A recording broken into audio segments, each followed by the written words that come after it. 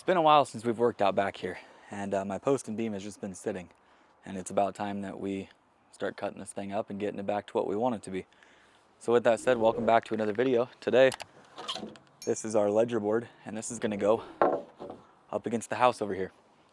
We have to sheet this section all the way across here from corner of building all the way over to the outside of the deck. Today though, I want to talk to you guys about a few different things we're doing with this ledger board and how we're attaching to the building itself and how we're kind of building out the whole thing. Now my goal for today is pretty simple. I would like to get this whole back section sheeted. Looking forward to having this thing wrapped up. A lot of you guys have talked to me about when and where to use a miter saw. Today I will show you.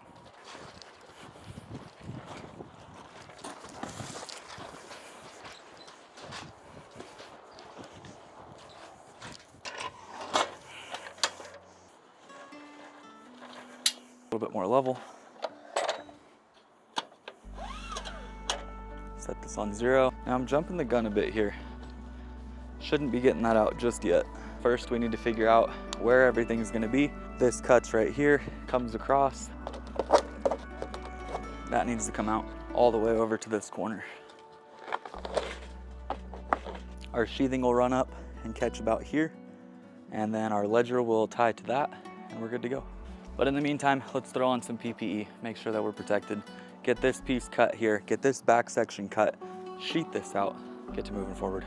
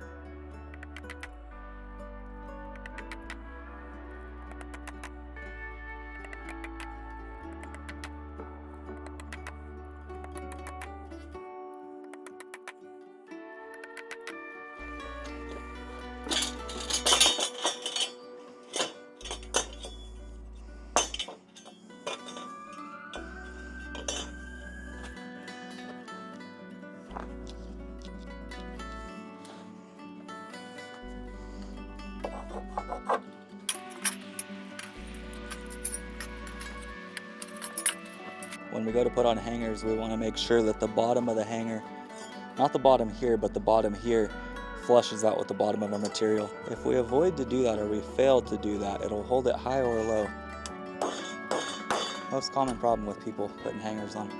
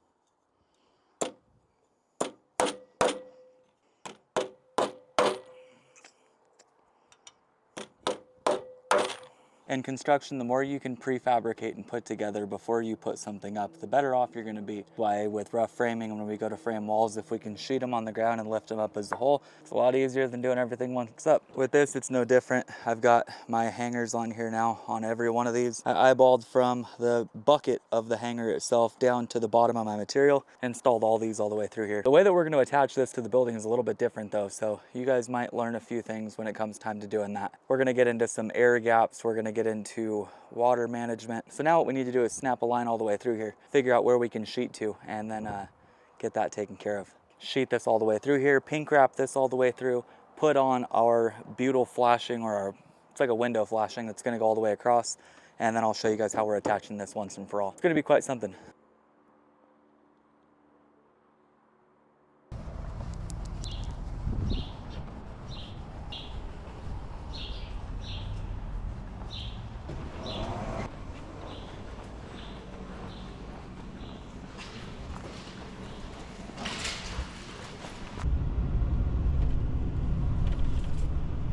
I live a busy life, and I'm sure that you guys do too. I get into way too many things at once, and then I have to try to figure out how to navigate all of it. That means that I sign up for a bunch of different things with these free trials, but then I let it go and then pay month after month after month. The other day I was jumping through hoop after hoop trying to cancel a subscription that I no longer use before they bill me once again. And honestly, it was a nightmare. And that is why today's sponsor, Rocket Money, is here to help. Now, Rocket Money is a personal finance app that allows you to manage your subscriptions, lower your bills, create a custom budget, and grow your savings all in one place. Rocket Money makes a list of every single thing that I'm paying for so I can see it all in one place. If I don't want the subscription anymore, I can cancel it in just a few taps. No waiting on the phone, no jumping through hoops like I did the other day.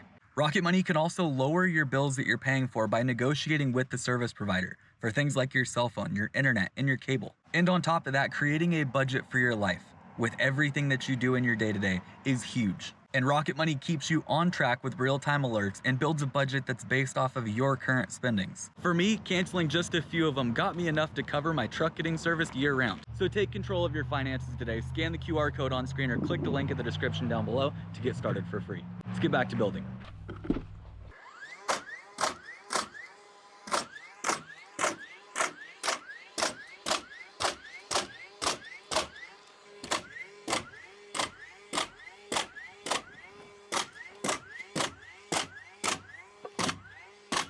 And the reason that we put the nails underneath our sheets here, so we know where to nail.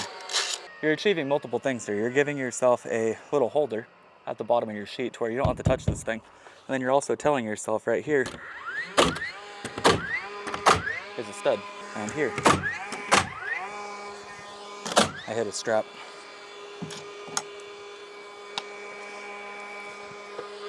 So then all the way through, I know where to nail it.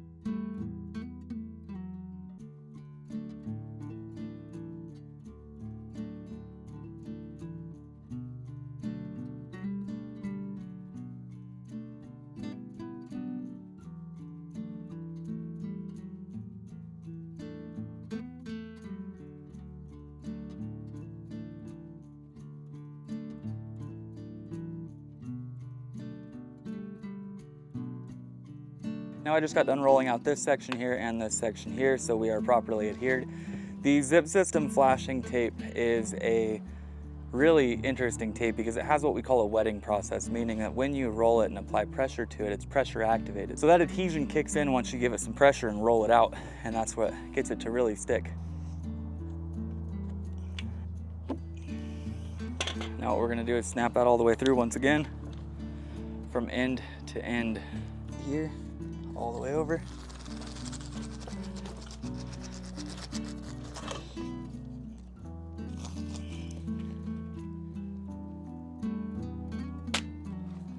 That's where our ledger is gonna go.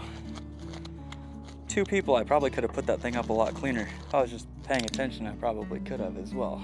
Now the idea with this deck, I'm trying to create 2 separate entities. I want the house and I want the deck. I don't want either one of them attached to each other. I don't want the deck impacting the house, and I don't want the house impacting the deck. Now, what exactly do I mean by that? I mean that if we have a failure with the house, we probably got bigger problems. But in short, if we have failure with the deck, meaning water problems, moisture problems, rot, whatever it may be, I don't want that to impact the house. Now, if I were to traditionally attach the ledger to the building, which would just be fastened onto the side of it, I could flash down the wall, out, and over the top of it. But what I'm doing is locking that piece of wood into the side of the building. So what happens when moisture gets in between those two? Creates a little sandwich. Mold loves a dark place, that's where it thrives, and that's where I'll run into problems. We can end up with some sort of rot through the backside of there. This thing can go bad pretty quick. I don't want that. I want this deck here for the next 20 to 30 years, and that's why I did it with the biggest material that I could possibly buy. That's why we're taping the top of this. We're going to tape the top of every single joist we put in here too. All the blocking, when you look down on this deck, every little bit of material will be taped.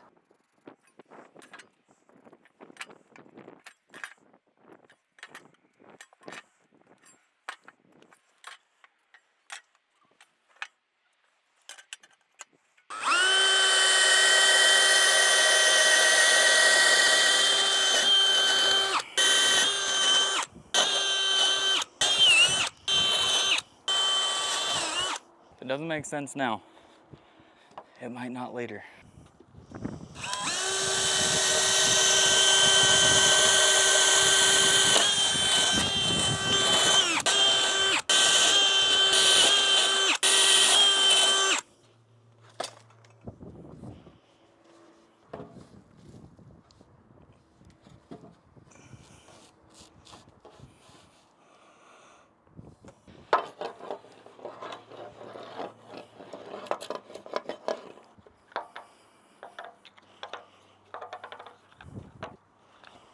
One for you, one for you, one for you, one for you.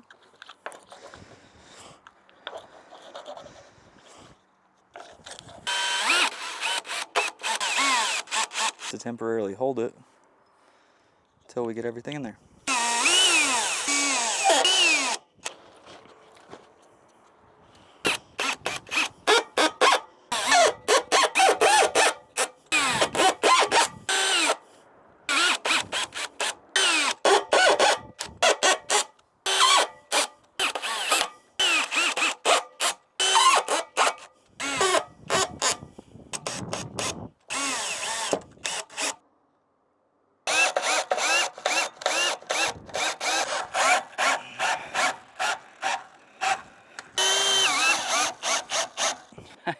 I don't know what I was thinking.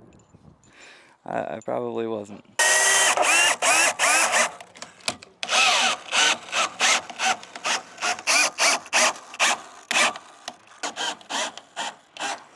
Well, there's both good and bad. The good is that the ledger's up and it's right where it needs to be.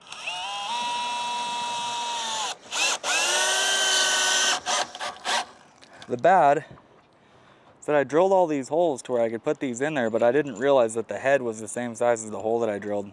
And I can't put a washer on these because they taper up at the head there, and that's to where it grips the wood, holds onto it nice and tight. So what I'm gonna have to do is get some different lag bolts. So the downside is that I wasn't properly thinking, which that's pretty typical for me.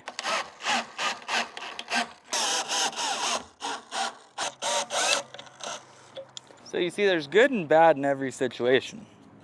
I should have looked a little better before I drilled these out. I got in a rhythm and just kind of went with it. I should have known that the head was going to be a little too small and that it wouldn't work out. The good thing is though, since I have those little hockey pucks spread out all the way staggered through here, all I have to do is go through here and hit in between each one of these, and it's sucking it up against the wall perfectly fine. And I still have the holes here, here, there, all the way through here. So I'm going to go through with one row of fasteners and I'll come back with a little bit thicker of a lag screw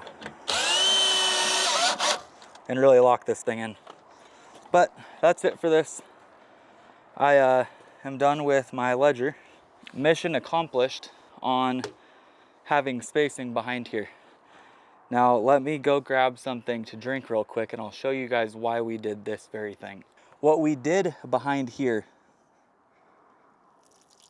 was simply gave us a spot so that in the case any moisture does get back behind here, it can find its way out down perfectly through the bottom. I can fit my fingers up in the top and the bottom. Now our goal with this was simply to create an air gap and make it to where our ledger was not attached direct to the side of the building, creating a little sandwich for moisture to get in, because moisture will get back there. Now we've got so much going on here that I doubt anything's actually going to get behind it, but if this were sandwiched to the wall and moisture built up, say early morning, whatever it may be, that moisture couldn't escape. Now what's gonna happen is it's gonna have a 1/2 inch of drying room back there. As the sun comes out and dries out my building, back here will not stay wet. We wanna try to avoid that area being damp. We wanna try to avoid that area being consistently soaked and never drying out. And that's exactly what this 1/2 inch gap back here does for me. So it keeps our ledger spaced off of there, gives us a nice area to dry. And as you guys just saw, in the wild case anything does get back there, find its way right out.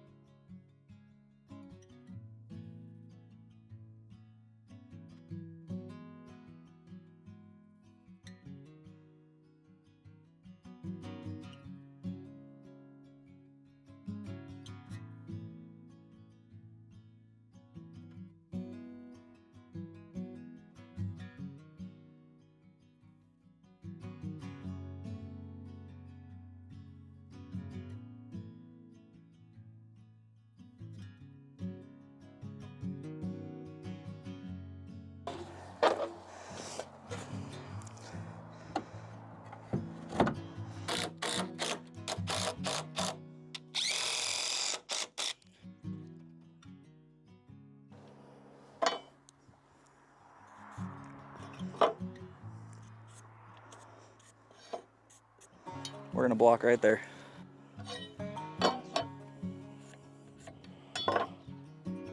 I walked all the way over there. Now I'm walking all the way back.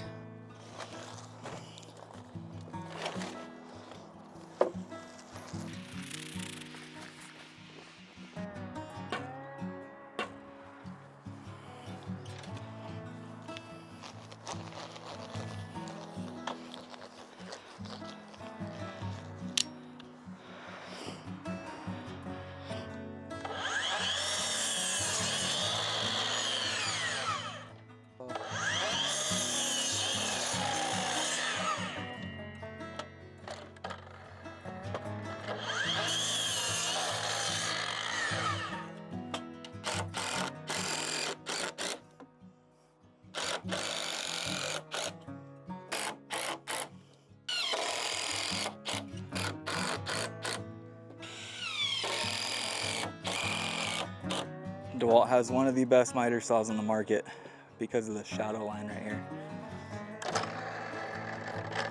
So as I come down, fingers off the trigger, you can see a line that goes all the way across the board. Helps a lot of people that are just getting going, including myself.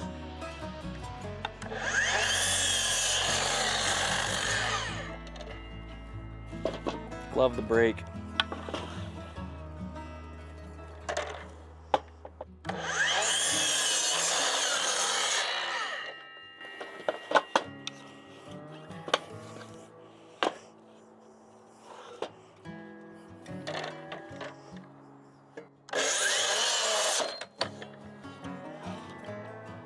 Be prepared for anything.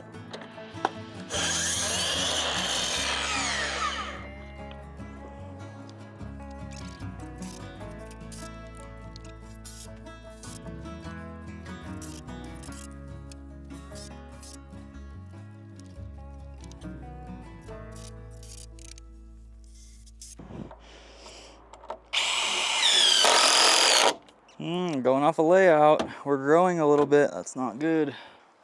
Cut this next one a little big. Get us back to where we need to be. Like 14 5/8. Yeah. That thing's awful. I don't even want to use that for blocking. That's how bad it is. No way I picked that one. A lot of people get really comfortable with what they're using. That's when it bites.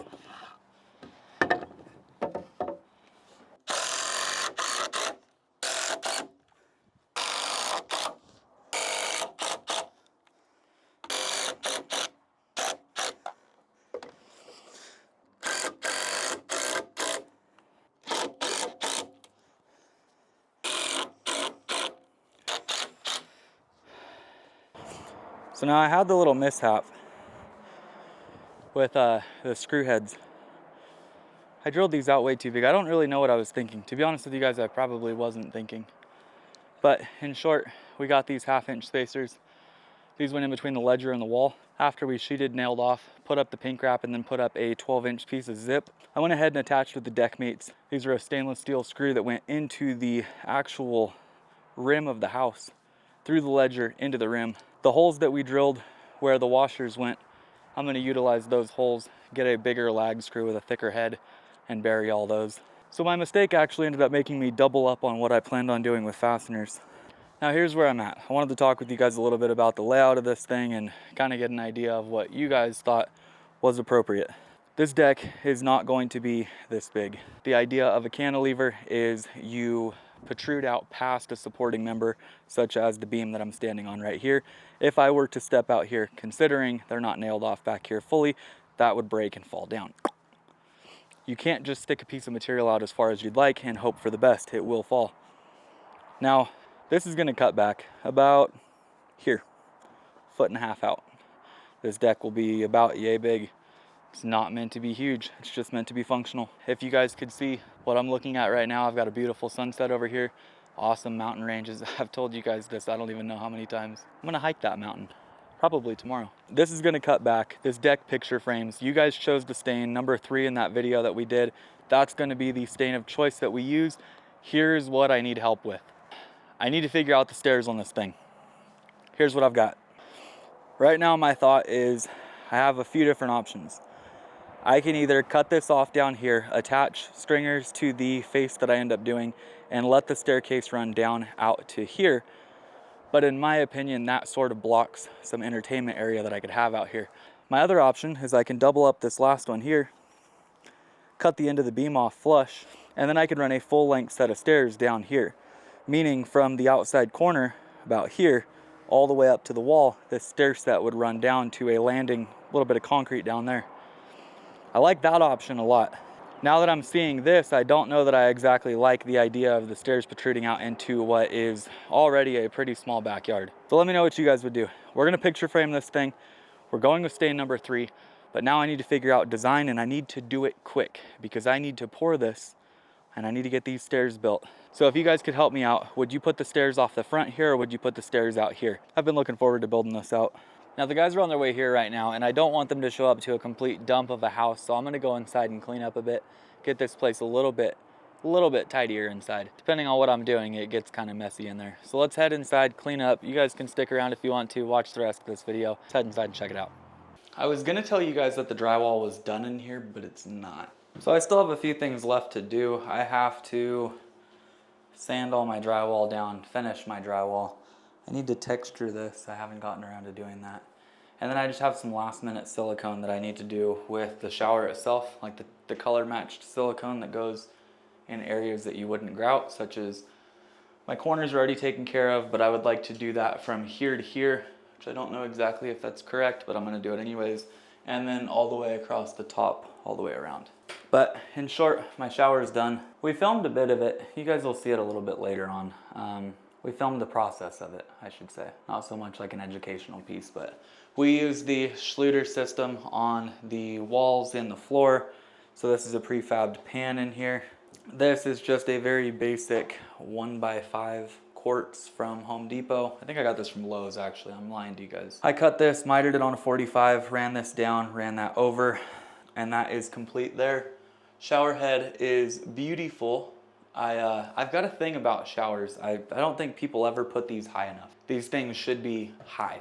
I want somebody who's 6'4" to be able to come in here and take a shower and know that they're good. And with this thing being the way that it is, it'll be nice. But we'll get into mounting the finishes. I need to get this little handheld unit mounted right over here, along with a few other things. But we're close. I hope you guys enjoyed today's episode. If you did, if you could leave a big like on today's video. Drop any comments you have in the comments down below. And there's also a brand new button down below called the hype button, which boosts my videos further up into the algorithm and helps out with reach. If you guys enjoy what you watch, if you guys enjoy learning, if you guys enjoy just following along with what I do, I would appreciate it if you hit that. But that's gonna be it on today's video. Guys are showing up any minute now. It is getting late, almost 9 o'clock right now. We're gonna hit the ground running tomorrow, and this place is gonna go quick. Keep learning, keep building. I'm gonna take a shower. See you guys then. So Steven's wrapping up the hardware that goes into the hangers itself. I have my washers and my 5.5-inch lag screws. These are going in through the washers that we put on the backside and then holding everything nice and tight. The head on these things is huge. The washer helps even more, and this is locking it all together.